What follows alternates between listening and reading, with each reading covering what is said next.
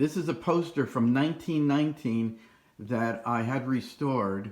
It's for the soda company, and it's, as you can see, it's only 5 cents. And I just thought it was really, really beautiful.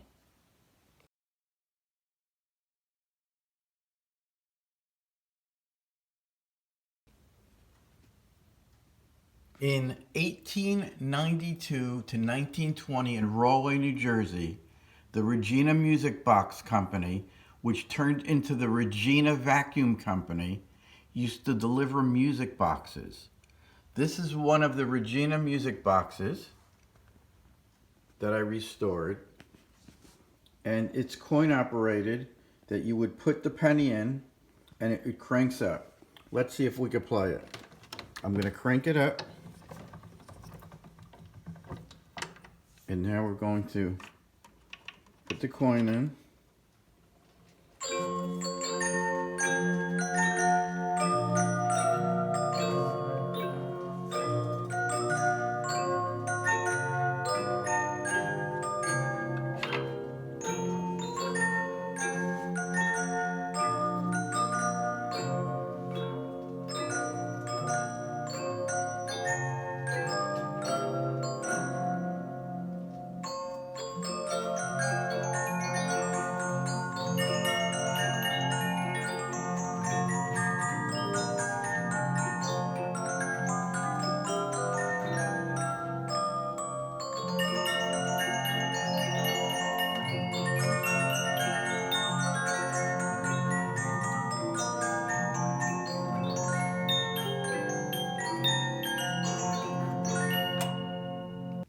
In 1885, as you can see, in Jersey City, New Jersey, the Olympic Music Box Company came to life. The music box was $45, and back then $45 was worth $1,269 today. I have the original music box, and that's over here, as you can see. And we're going to play it for you.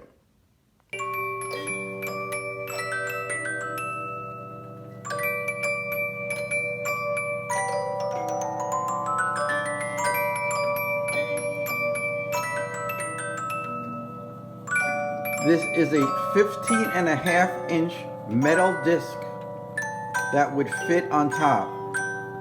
And this is what you call a double comb. It has twice as many notes.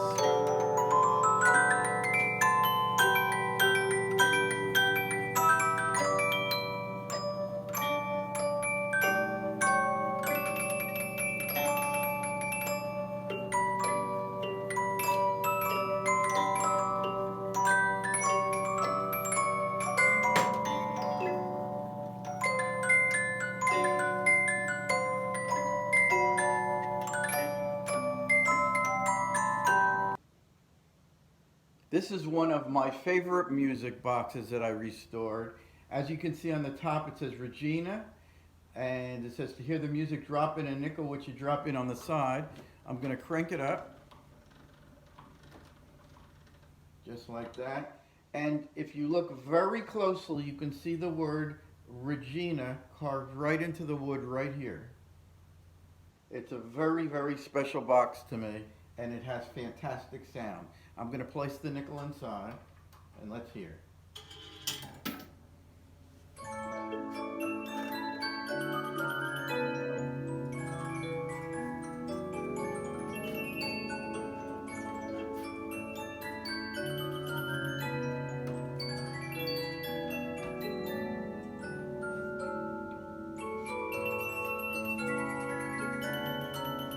This is storage for the discs down here. And again, this is a 15.5-inch disc. It has the best sound out of any of my music boxes.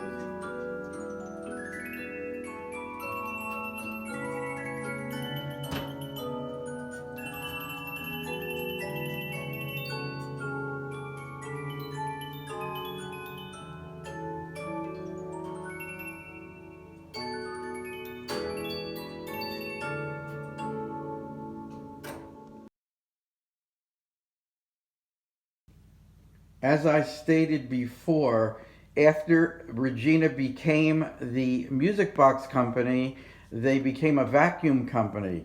This is one of the first vacuums put out by Regina in Rahway, New Jersey.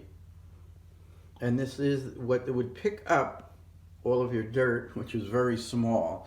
And the way this worked is this metal pipe here, you would pump it as you were using this piece here, and this had rubber type of pump inside that would cause the vacuum suction. It was really actually pretty poor. You would have to be pumping as you were vacuuming. But this is it. This is one of the first music boxes put out by Regina, but at that time they weren't known as a Regina company. Because they were actually the Polygon company before that. As you can see, there's a little crank on the side you crank. And though this was more of a children's toy, basically this is how it sounds.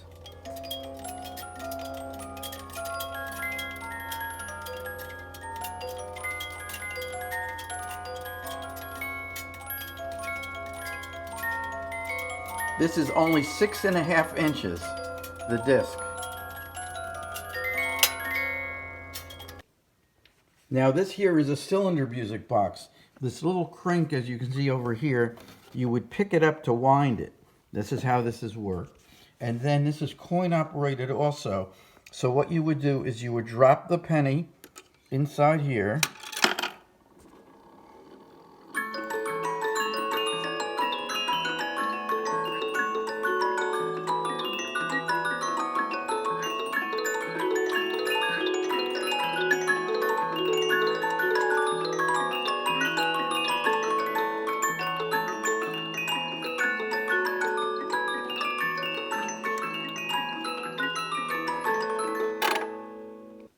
It is said that one of the reasons the music box company went out of business is because Thomas Edison invented the talking machine.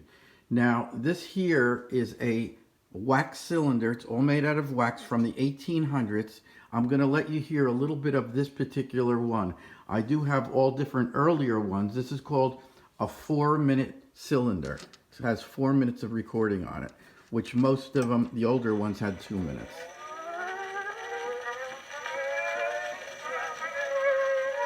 Johnny Dunn was 21. He liked to dance in each cafe. He liked the ladies, so they say. That's why he danced in each cafe. His daddy's got an awful lot that makes it soft for little John. When he said, "Go to work, my son," Johnny said, "I'm having too much fun. I love the ladies, I love the ladies, I love to be among the girls. And when it's 5 o'clock and tea is set, I like to have my tea with some brunette. I love the ladies, I love the ladies, and in the good old summertime, when I'm swimming, bring on the women, because it makes us swimming so fine. When I'm in London, Paris, and Vienna, or any other town, I get so homesick, homesick, unless I'm hearing the rustle of the gown. This is one of the earlier key wine phonographs, and you would wind it up with a key. It also had wax cylinders on it.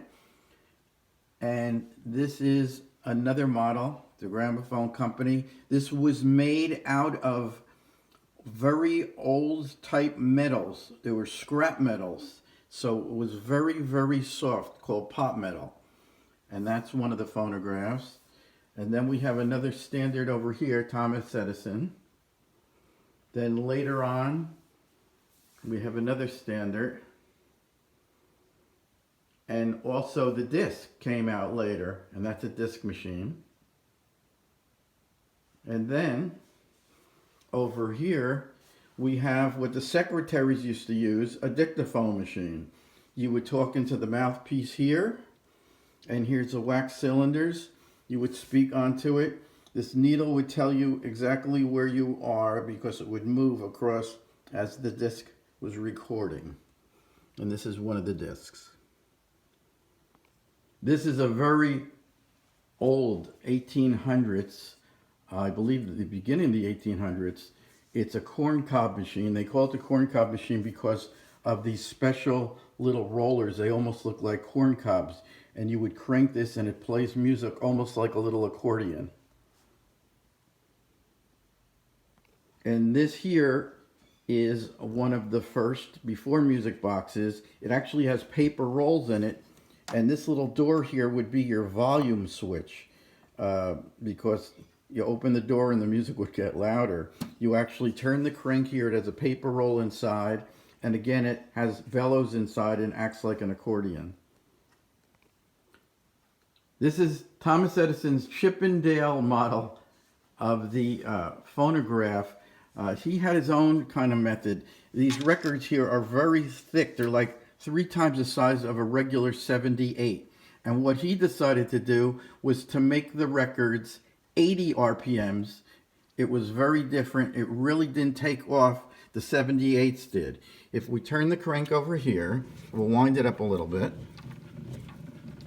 And then we take this knob over here, this wood knob, and we can actually move this needle over so that it'll play. Like that. Onto the record. And then we can start it up.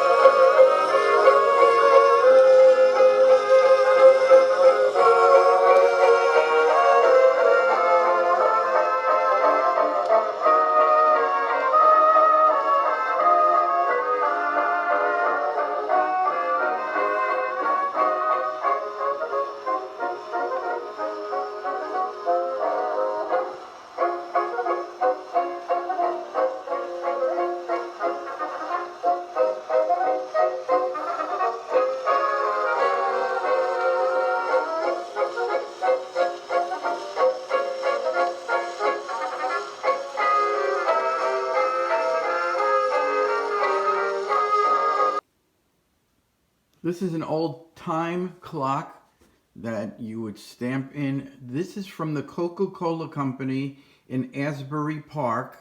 As you were going to the boardwalk, if anybody remembers, that is no longer there. You would put your card in and you would actually stamp it and it would tell you what time it was on the card.